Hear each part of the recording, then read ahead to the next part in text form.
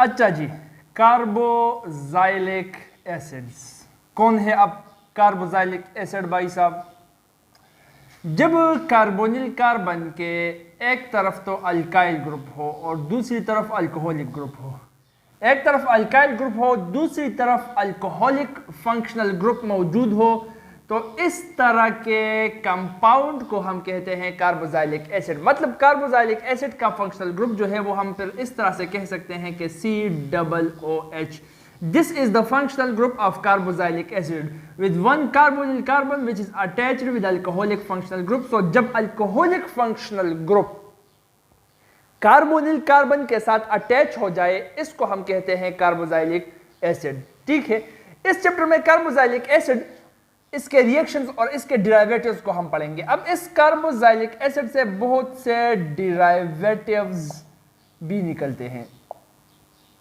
Derivatives का spell ठीक लिखा, चलो ठीक है, कोई बात नहीं, इंग्लिश का मजमून नहीं है, केमिस्ट्री है। ठीक है, डेरिवेटिव्स कार्बोजाइलिक एसिड से जो निकल रहे हैं कंपाउंड, वो कार्बोजाइलिक एसिड के डेरिवेटिव्स हुए। For example, number 1 is acid halide.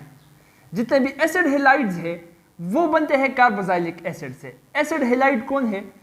जब अल्काइल ग्रुप कार्बोनिल कार्बन के उस तरफ अटैच हो जाए कोई भी halogen, chlorine, fluorine, bromine, iodine, statin.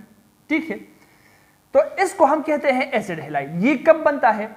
जब कोई एसिड आकर कार्बोजाइलिक एसिड के साथ रिएक्ट करे। फॉर एग्जांपल मैं बताता हूं, ये हुआ कार्बोजाइलिक एसिड, इसके साथ आकर HCl रिएक्ट करे तो ये H इस OH को ले लेगा, बन जाएगा H2O। ये Cl जो बाकी रह रहा है ये यहां पर आ जाएगा, तो ये बन जाएगा एसिटाइल क्लोराइड या एसिड हेलाइड। तो इस तरह से एसिड हेलाइड कार्बोजाइलिक एसिड का एक डेरिवेटिव है, कार्बोजाइलिक एसिड से बनता है। Number 1 derivative. Number 2 is acid anhydride. Acid anhydride, जब दो कार्बोजाइलिक एसिड आपस में रिएक्ट करें, उससे जो बनता है उसको हम एसिड एनहाइड्राइड कहते हैं। देखो वो एनहाइड्राइड क्यों होता है? क्योंकि वो सूख जाता है, उससे पानी निकल जाता है। बिल्कुल इस तरह से देखो, ये हुआ कार्बोनिल कार्बन और OH, बन गया कार्बोजाइलिक एसिड।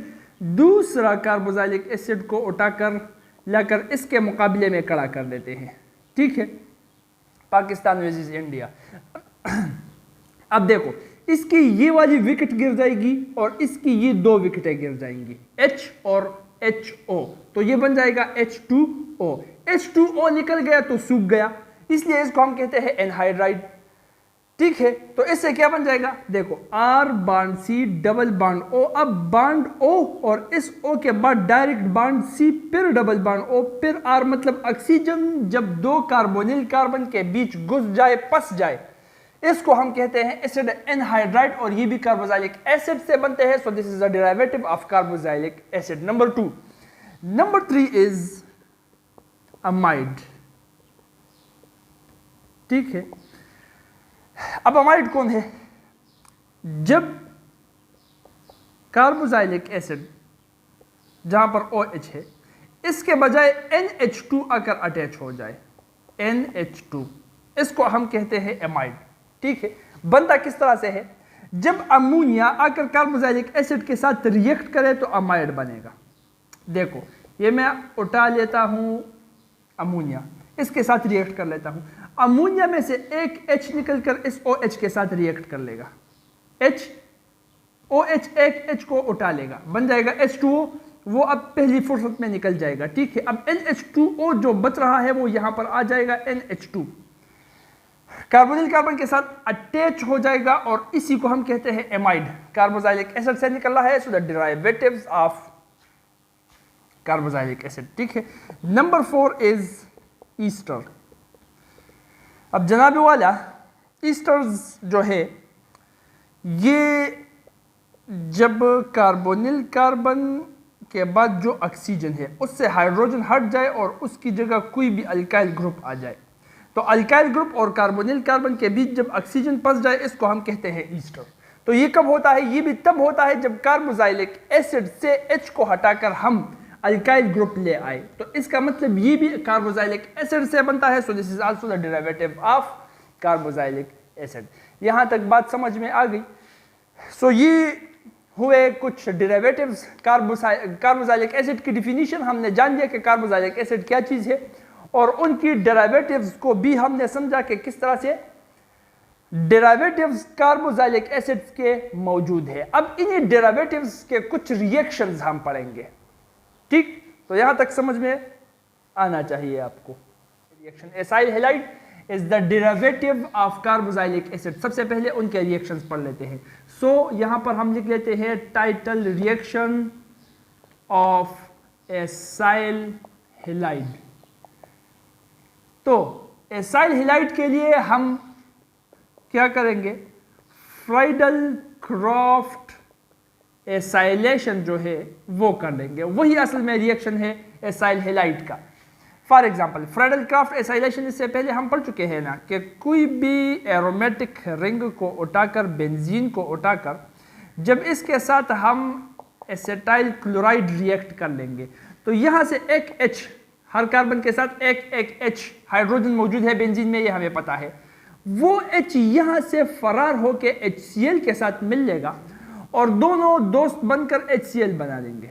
यहां पर अब जो ये बाकी रह रहा है अकेले तनहा, R bond C double bond O, acyl group, ये एसाइल ग्रुप आकर यहीं पर अटैच हो जाएगा जहां से हाइड्रोजन भागा था। तो ये बन जाएगा कुछ इस तरह से।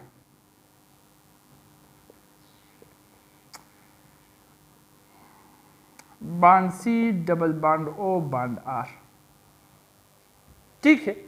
तो एक तरह से कीटोन बना रहा है, एक तरफ फिनाइल, दूसरी तरफ अल्काइल, बीच में कार्बोनिल कार्बन, एक कीटोन, एरोमेटिक कीटोन बन रहा है। कब?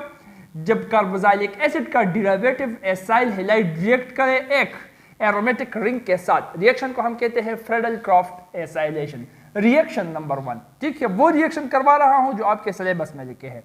एक्स्ट्रा रिएक्शंस भी मौजूद है इनके, वो सिलेबस को कंप्लीट करने के बाद पढ़ लेंगे, ठीक? Number 2 is the reactions of, क्या है,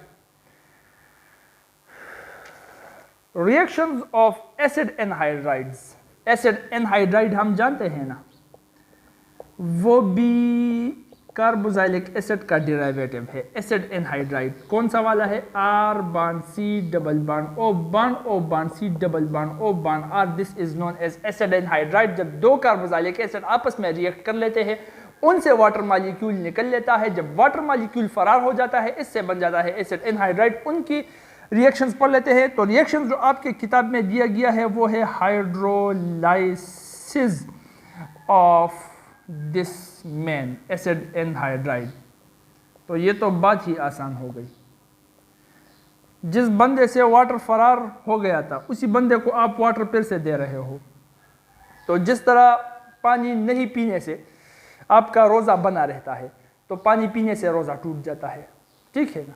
एक्शन रिएक्शन का मामला आ जाता है। उसी तरह से एसिड एनहाइड्राइड तब बना था कार्बोक्सिलिक एसिड से जब वाटर चला गया था। अब उसी वाटर को वापस लाकर आप घुसा रहे हो, तो इसी एनहाइड्राइड से वापस ये वाला बंदा बन जाएगा कार्बोक्सिलिक एसिड।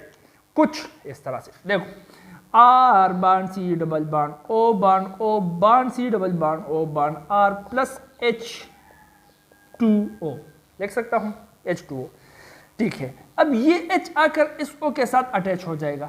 ये क्या बन जाएगा? देखो, R bond C double bond O bond OH, carboxylic acid बन रहा है। ये जो रह रहा है इसके साथ OH as a whole attach हो जाएगा। तो ये भी बन जाएगा R bond C double bond O bond OH।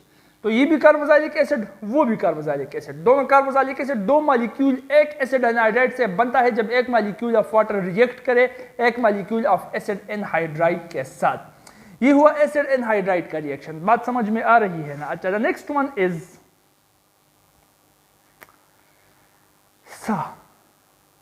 Reaction of esters. Reaction of esters. देखो, आपके किताब में जो ईस्टर्स का रिएक्शन दिया गया है, तो सबसे पहले यहां पर टाइटल दिया गया है हाइड्रोलाइसिस। हाइड्रोलाइसिस का मतलब सिंपल वाटर के जरिए इसको तोड़ना और वाटर ऐड करना, ठीक है? लेकिन फिर रिएक्शन इन्होंने लिखा है सेपोनिफिकेशन का, सोप फॉर्मेशन का, और वो सिंपल हाइड्रोलाइसिस नहीं, अल्कली हाइड्रोलाइसिस है, जिसमें अल्कली भी यूज हो रही है। देखो समझो इसको, आपकी किताब में जो दिया गया है वो है सेपोनिफिकेशन, मतलब वाटर को ऐड कर रहे हैं, लेकिन किस तरह से? इस तरह से। ईस्टर को हम उठा लेते हैं, R bond C double bond O bond O bond R। अब सिंपल वाटर नहीं, NaOH प्लस वाटर, ये पूरा मिक्सचर रिएक्ट कर रहे हैं ईस्टर के साथ। तो ये पूरा मिक्सचर सिंपल वाटर नहीं है, वो वाटर है जो कि बेसिक वाटर है, मतलब अल्कली उसमें मौजूद है, अल्कलाइन वाटर है, ठीक है। जब ये रिएक्ट करेंगे तो इससे बनेगा क्या? नंबर 1 सोडियम एसीटेट, ये सोडियम आकर इससे रिएक्ट कर लेगा, ठीक है, तो इसको यहां से हटा देगा, R bond C bond O bond R को हटाकर Na खुद आ जाएगा और बना देगा क्या?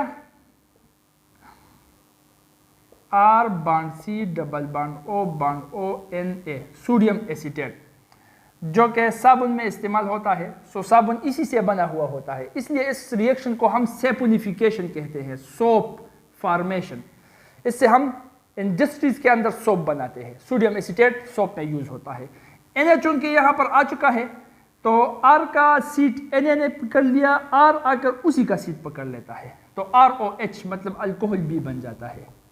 तो ये हुआ saponification, hydrolysis of esters but alkaline hydrolysis of Easter. अब सिंपल हाइड्रोलाइसिस अगर हम करें तो सिर्फ अल्कोहल पर बनेगा, कुछ इस तरह से, R bond C double bond O bond O bond R plus H। Simple hydrolysis mean सिर्फ H2O, ठीक है, H और OH। तो तब जाकर कार्बोक्सिलिक एसिड और अल्कोहल ये दोनों बनेंगे, ये H यहाँ पर आ जाएगा और ये अल्काइल ग्रुप यहाँ पर आ जाएगा। तो इससे बन जाएगा क्या? ये बन जाएगा R bond C double bond O bond O, R जा रहा है, H आ रहा है, कार्बोक्सिलिक एसिड बन रहा है, R जा रहा है, ROH अल्कोहल बन रहा है। तब जाकर जब सिंपल हाइड्रोलाइसिस हम करें तो कार्बोक्सिलिक एसिड वापस और उसके साथ अल्कोहल बन जाएगा। और अगर अल्कलाइन हाइड्रोलाइसिस करें, मतलब अल्कली के साथ वाटर में अल्कली डालकर उसके साथ रिएक्ट करें, तब जाकर सेपोनिफिकेशन होगी, सोडियम एसीटेट और वो क्या बनेगा? अल्कोहल। तो ये हुआ रिएक्शन ऑफ ईस्टर, सबसे पहले हाइड्रोलाइसिस, ठीक है। दूसरा रिएक्शन भी मौजूद है, वो है रिडक्शन ऑफ ईस्टर्स।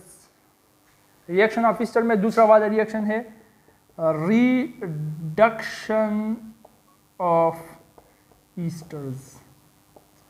ये हुआ आपके साथ कोई Easter, CH3 bond C double bond O bond OH। अब इसके साथ आप हाइड्रोजन मिला रहे हो, नेसेंट हाइड्रोजन के साथ रिएक्ट कर रहे हैं। इससे पहले बता चुका हूं कि ये रिएक्शन होगा लिथियम एल्यूमिनियम हाइड्राइड या बोरोहाइड्राइड की मौजूदगी में। नेसेंट हाइड्रोजन इसकी ही मौजूदगी में रिएक्ट हम कर सकते हैं, ठीक है। और वो भी यहाँ पर जो केस है वो इथीरियल सोल्यूशन, हम लिथियम एल्यूमिनियम हाइड्राइड का इथीरियल सोल्यूशन की मौजूदगी में हम इस वाले कार्बोक्सिलिक एसिड इस वाले ईस्टर्स का, ये ईस्टर्स का रिडक्शन हम पढ़ रहे हैं, ठीक है।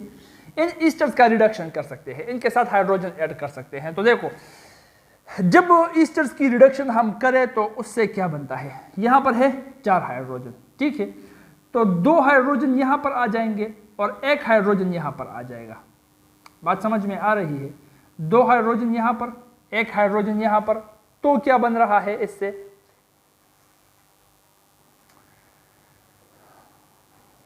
यहाँ पर कर लेते हैं, देखो आपको इस तरह से समझ में नहीं आता। CH3 बॉन्ड CH2, 2 हाइड्रोजन आ गए CH2 और बॉन्ड 1 हाइड्रोजन यहाँ पर आ गया OH, इथाइल अल्कोहल बन रहा है इस केस में, ठीक है। प्लस बाकी क्या रह रहा है? RO, R बॉन्ड O ये रह रहा है। तो यहाँ पर एक H भी रह गया था, 2 H यहाँ पर, 1 H यहाँ पर आ गया था, 3 H चले गए थे, 1 H रह गया था, वो यहाँ पर आ जाएगा। तो इससे भी अल्कोहल ही बन जाएगा। अब ये जो भी हो, मान लो ये CH3 है तो यहाँ पर CH3OH बन जाएगा, मीथाइल अल्कोहल बन जाएगा। तो इसका मतलब ईस्टर्स की अगर हम रिडक्शन करें तो by the reduction of esters we will get the alcohol. Simple reaction है, इसमें कुछ इतना कॉम्प्लेक्स तो नहीं है। ठीक है, यहां तक भी समझ में आ गया।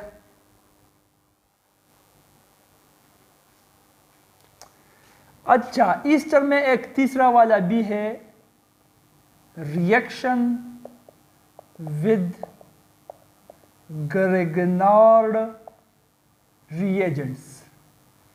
ईस्टर्स का रिएक्शन ग्रेगनार्ड रिएजेंट्स के साथ। ग्रेगनार्ड रिएजेंट हमको पता है कि अल्काइल मैग्नीशियम हैलाइड को हम कहते हैं, और ज्यादातर यूज होने वाला वो है मिथाइल मैग्नीशियम ब्रोमाइड।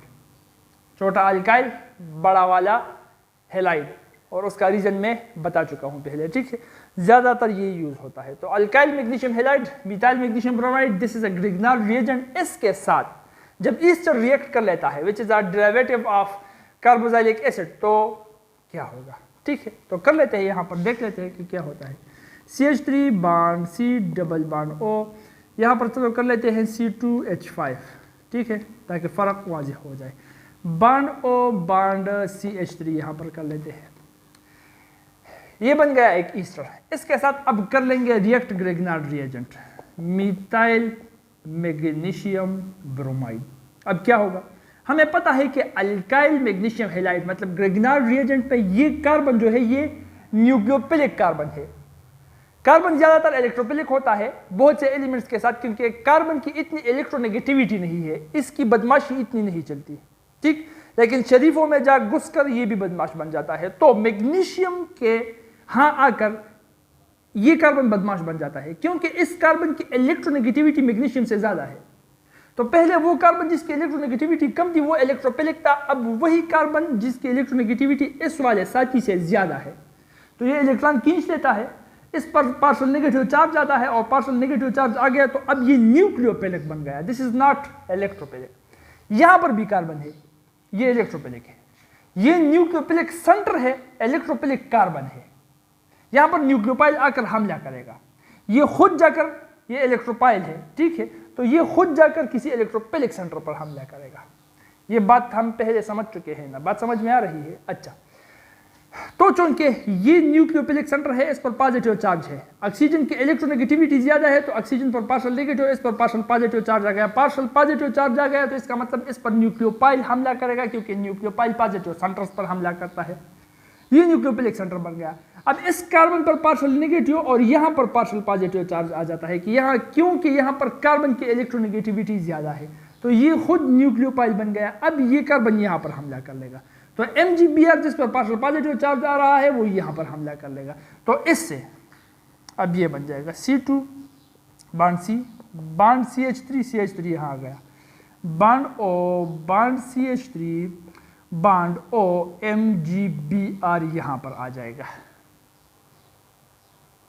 ठीक है, अब ये जो इंटरमीडिएट ट्रांजिशन स्टेट में ये प्रोडक्ट जो बन रहा है ये बहुत ही ज्यादा अनस्टेबल होता है। ठीक है, तो ये डायरेक्ट ऑनवर्ड जाके एसीटोन बना लेता है, कीटोन बना लेता है, या मिथाइल इथाइल कीटोन बना लेता है, कुछ इस तरह से। इस केस में देखो, ये मैग्नीशियम ब्रोमाइड अपने साथ इस मिथाइल ऑक्साइड, मीथॉक्साइड को भी उठाकर चला जाता है। क्या बन जाता है? इनसे बन जाता है मैग्नीशियम ब्रोमाइड एक तरफ और मीथॉक्साइड दूसरी तरफ, ये बन जाता है। अब ये भाई साहब तो यहां से निकल गए हैं, मैग्नीशियम ब्रोमाइड और मीथॉक्साइड। तो पीछे कौन रह गया? एक बेचारा इथाइल रह गया, दूसरा उसका गरीब साथी कार्बन, और उससे भी उसका गरीब साथी मिथाइल बच गया है, और उनका सरदार ऑक्सीजन बच गया है। ये क्या बन रहा है? Ethyl methyl ketone. ठीक है, बात समझ में आ गई? तो कीटोन बन गया। इसका मतलब जब ग्रिग्नाइल रिएजेंट के साथ हम ईस्टर रिएक्ट करते हैं तो उससे बनता है कीटोन। लेकिन बात यहां पर खत्म नहीं हुई, ये इंटरमिशन है। ठीक है, कीटोन भी जब ग्रिग्नाइल रिएजेंट को देख लेता है तो उससे रहा नहीं जाता, वो सीधा जाकर उसके गले लग जाता है। तो इसका मतलब ये कीटोन जो बन रहा है, चूंकि यहाँ पर ग्रिग्नार्ड रिएजेंट तो मौजूद है, तो ये जाकर एक और ग्रिग्नार्ड रिएजेंट के साथ रिएक्ट अप करेगा। तो क्या होगा, वो भी रिएक्ट कर लेते हैं। C2H5 bond C double bond O bond CH3 plus methyl magnesium bromide. अब फिर से न्यूक्लियोफिलिक कार्बन न्यूक्लियोफाइल पर सेंटर पर हमला करेगा, मैग्नीशियम ब्रोमाइड यहां पर हमला करेगा। अब इससे बन जाएगा ethyl bond C bond O के साथ MgBr फिर से आ गया, और ये तो मिथाइल अपनी जगह, ये मिथाइल यहां पर आ गया है CH3। अब फिर से मॉलिक्यूल को हम इसकी हाइड्रोलाइसिस कर लेंगे, ठीक है, वाटर के साथ रिएक्ट कर लेंगे। तो अब देखो क्या होगा इसके साथ, ये भी एक अनस्टेबल प्रोडक्ट है। तो ये मैग्नीशियम ब्रोमाइड अगेन उठकर वाटर से OH ले लेगा और बना लेगा मैग्नीशियम ब्रोमाइड, और हाइड्रोक्सिलाइन इसके साथ मिल जाएगा। पीछे अब क्या रह रहा है देखो, C2H5 ये यहां पर मैं बना लेता हूं, ठीक है, ताकि वाज़ेह दिख सके। C2H5 बॉन्ड C बॉन्ड, यहां पर CH3, नीचे भी CH3, ऊपर सिर्फ ऑक्सीजन रह रहा है, और इसी ऑक्सीजन को ये हाइड्रोजन यहां से देख रहा है। तो ये सीधा जाकर इस ऑक्सीजन के पास आ जाता है, इसके गले लग जाता है, और यहां बन जाता है हमारे पास टर्शरी अल्कोहल, ठीक है, बन गया प्राइम मिनिस्टर। तो यहां पर टर्शरी अल्कोहल पर आकर रिएक्शन रुक जाता है। तो इसका मतलब अगर हम ग्रिग्नार्ड रिएजेंट के साथ ईस्टर को रिएक्ट करेंगे तो ये दो स्टेप्स में रिएक्शन होगा। फर्स्ट स्टेप में ईस्टर ग्रिग्नार्ड रिएजेंट के साथ रिएक्ट करके एसीटोन, कीटोन, कोई भी कीटोन हो वो कीटोन बनाएगा, ठीक है, अगर सिंपल हो तो एसीटोन बनाएगा, सिंपल नहीं हो तो हाइयर कीटोन बना लेगा। ये हुआ पहला स्टेप। दूसरे स्टेप में यही कीटोन फिर से ग्रिग्नार्ड रिएजेंट के साथ रिएक्ट करके एक अनस्टेबल इंटरमीडिएट स्टेट बना लेगा, जिसकी हम हाइड्रोलाइसिस कर लेंगे, और हाइड्रोलाइसिस से वो हमको देगा tertiary alcohol. So this is all about the reaction of ester with the Grignard reagent. Number next is amides. Amides है ना? Oh yes, of course. Amides.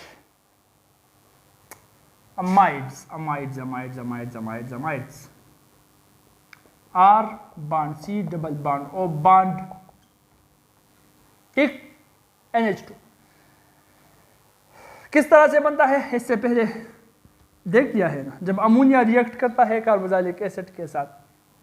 अब देखो पहले वाला रिएक्शन आपके बुक में वो दिया गया है हाइड्रोलाइसिस, वाटर के साथ रिएक्शन अमाइड का, R bond C double bond O bond NH2 plus H और OH वाटर। तो ये तो जाहिर हो गया, ये अमाइड उठकर हाइड्रोजन के साथ मिल जाएगा, और ये दोनों खिलाड़ी बना लेंगे अमोनिया। अब चूंकि यहां से अमाइड हट चुका है तो हाइड्रोक्सिल आयन तो उधर से देख रहा है कि सीट, अगली वाली सीट खाली हो गई है, तो ये यहां पर आ जाता है और ये बना लेता है R bond C double bond O bond OH, मतलब कार्बोक्सिलिक एसिड वापस बन जाता है। तो इसका मतलब अमाइड जो कि कार्बोक्सिलिक एसिड का एक डेरिवेटिव है, उसकी अगर हम हाइड्रोलाइसिस करें तो वापस से कार्बोक्सिलिक एसिड बन जाएगा। Reaction number 1। Reaction number 2 is reduction of amide within your book is reduction of